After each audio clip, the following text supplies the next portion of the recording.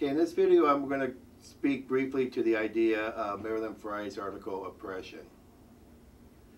And this idea of how power is set up in such a way as to oppress an individual or a group of individuals.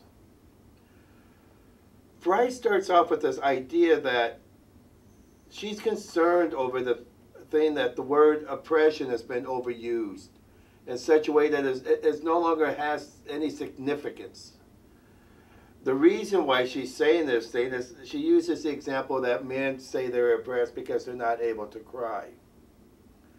And her argument then is if everybody can claim oppression, then real oppression doesn't exist in the way we think it does. Let me say that again. Her concern is that the word oppression is being overused. It's being overused to the point where it no longer has the significance that it once did. She's looking at the examples of how a man says he's oppressed because he's not able to cry or show that type of emotion in public. When men are able to say they're oppressed because they can't cry, and relate it then to women or to women's oppression, the idea is that when a man says I'm oppressed because I can't cry, he's equating that to the oppression that women deal with. And Frye says that this is the problem. Because she wants to sit there and understand that if we look at the root of the word, press, she argues that oppression needs to be placed in such a way that it molds a person, immobilizes or reduces a person the way something that you're pressing together would, right? So for her, her idea of oppression, or how we can distinguish or kind of separate the idea from men's claim of oppression versus women's claim of oppression, is what she calls the double bind. Now, she defines the double bind as situations in which options are reduced to a very few, and all of them expose one to penalty, censor, or deprivation. Let me say that again. Frye defines the double bind as situations in which options are reduced to a very few, and all of them expose one to penalty, censor, or deprivation. And what she uses the example of the idea of a woman's sexual activity. That whether or not a woman chooses to engage or act upon her sexual desire or engage in sexual activity, or she chooses not to act upon her sexual desire or engage in sexual activity, no matter what choice she makes, there's some penalty associated with that choice. If she engages in, or acts upon her sexual desire and engages in sexual activity, she's called a slut, she's called a whore. If she doesn't, she's called a prude, she's called a tease. So no matter what choice she makes, engaging with sexual activity or not engaging in sexual activity, there's some sense of deprivation, penalty, or censorship that occurs. In terms of race, we often see this kind of idea that for people of color to get ahead in this society today, they are often placed in a double bind. In order to choose to move up that socioeconomic ladder, they must denounce or somehow distance themselves from their racial heritage. They must act and think white. So they, in a sense, censoring themselves, censoring their identity in this way. And if they do this, one of the penalties that can occur, because they have to adopt then this perspective or this way of being white in our society, they are often seen as race traitors by their racial community. This has happened to me quite a bit.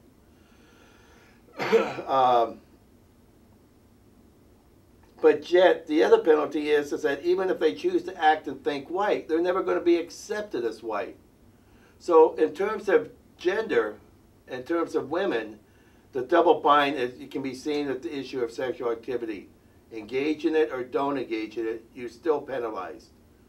For people of color, in order to move up that economic ladder, you have to then choose whether or not you're going to maintain your connection to your culture, which is going to inhibit your ability to move up that economic ladder, or you're going to distance yourself from your culture, which is going to allow you to move up that economic ladder, but it's going to disconnect you from your community, from the race that you identify with. So this, to her, would constitute the issue of oppression. That no matter what choice you make, you play into this double bind. That no matter what choice you make, you suffer some kind of penalty.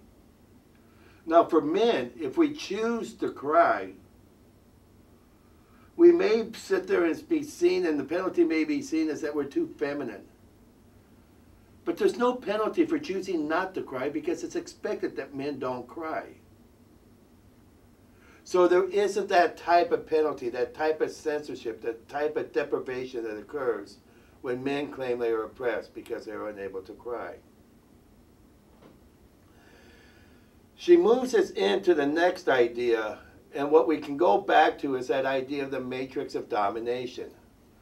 And I wanted to go ahead and remind you all that idea of the matrix of domination that we talked about in the very beginning, or I talked about several quarters ago, coming out of that systems of power and inequality.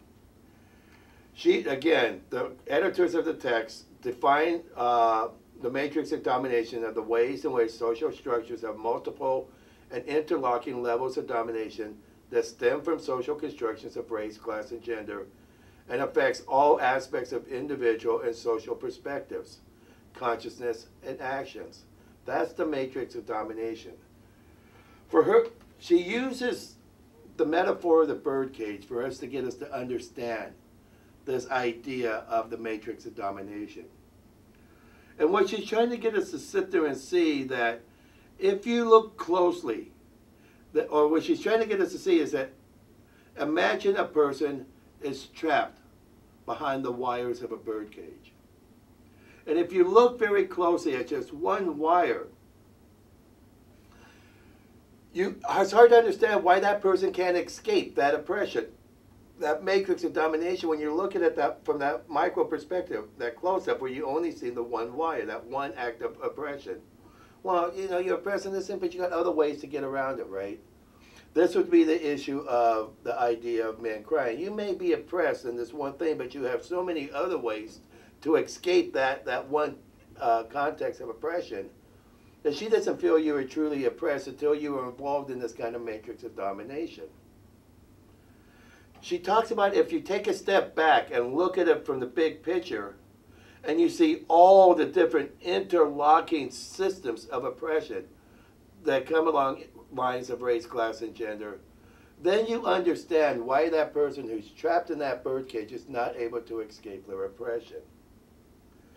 Now, what I want to add to this and make it very clear is that I think it's very easy for us to see this kind of matrix of domination was at work, say, 50, 100, 200 years ago, but it doesn't seem quite so clear today because we've taken steps to eliminate some of those wires that have trapped people within that birdcage. Now here's the problem with that, and here's where I think we get mixed up. If we take a step back, or if we take a close look, I should say, if we look in close, and we see that that wire has been removed, we say, okay, well now you're no longer oppressed. But because that person is part of a group of people who are oppressed in similar ways, when we remove that one barrier, and when we remove that one aspect of, say, racial discrimination, legalized racial discrimination, what we see is a kind of bottleneck that can occur.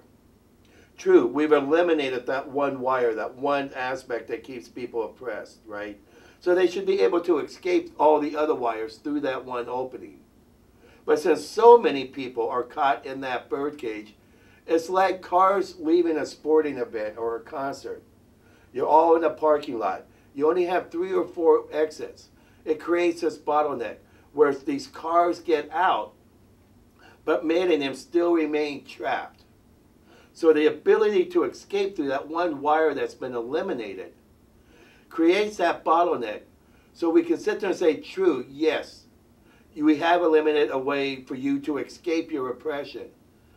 However, we've done it in such a way that you may be able to escape, that there are thousands and millions of people like you, or who are identified in the same way you are identified, are still trapped because everybody's trying to get out of that one opening. So we have to be aware of the idea that while we have started to eliminate the wires that trap people in their oppression, the fact that so many people are trapped by this oppression, by all this matrix of domination, this interlocking aspects that is set up, that we create this bottleneck. And while a few people are able to escape their oppression, most are still trapped inside of that birdcage. And finally, I want to be able to, and I'm not sure if I did this, but I just want to make sure that I've talked about the definition of the birdcage. She defines the birdcage as someone who is surrounded by a network of systemically related barriers, none of which would be the least interest to escaping oppression, but because their relations to each other are confining as solid as the solid walls of a dungeon. Let me say that again. She defines the birdcage as a network of systemically relating barriers, none of which by themselves would prove that the person is being oppressed. But when you connect them through this matrix of domination, you see that they are as solid as any walls of a dungeon, that they keep you immobilized. They mold you into a certain perspective. They reduce your options in escaping your oppression. So these are the key things I think that she starts to get us to understand.